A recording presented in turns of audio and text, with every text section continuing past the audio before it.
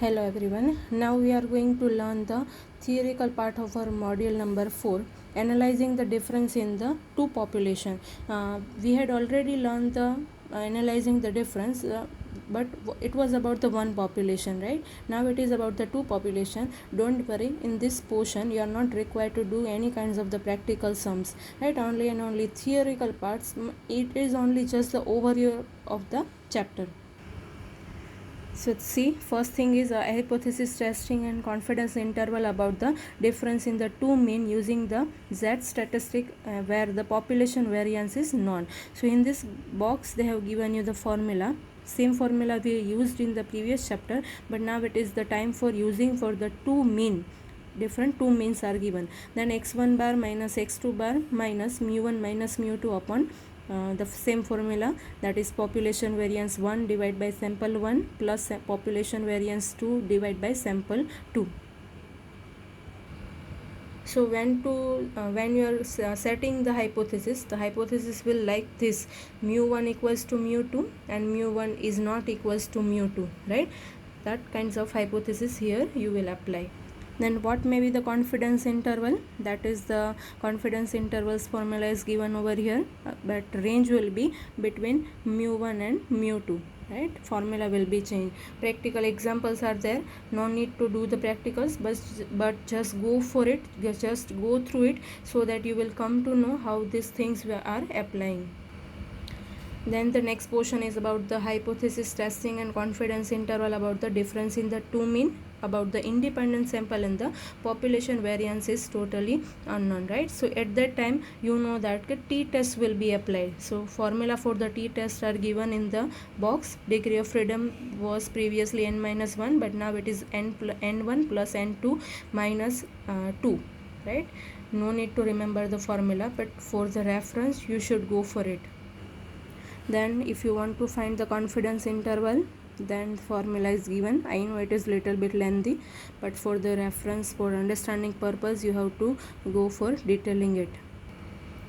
Then statistical inference for the two related population, right? It was about, previously it was about the two independent population, now it is the two related population. Then the formula will be little bit changed. T will be d bar minus capital D upon SD upon root n, and here small d will be the sample difference in the pairs, where capital D will be the mean population difference, right? And SD will be your standard deviation or the sample differences. Then formulas for the d bar and SD is given, sigma d upon n, and for the standard deviation is also given, two formulas, right? You should just go through it. The sum example is given. Then this is the confidence interval for the formula for the two related population, right? Degree of freedom will be n-1.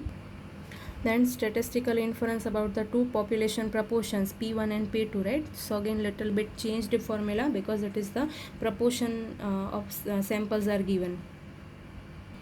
Then confidence interval for the proportion.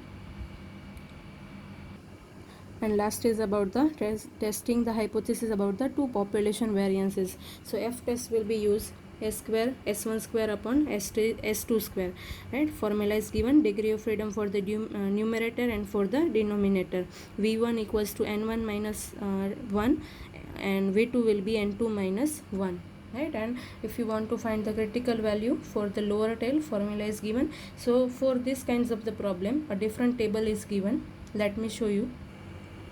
So this is your F table given over here, that is your F distribution.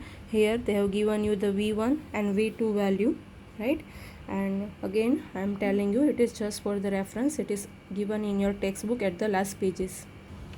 Here also during the chapter, in between the chapter, they have given you the table to understand the detailing about the F test. So that's it for the chapter. In last the formulas are given. As they have mentioned the word as an overview of this chapter in your syllabus, so it is from your side to go for detailing. If they are asking something in the theoretical portion, you should write one of the formulas, whatever they have asked you, whatever portion they have asked you. So that's it for the chapter.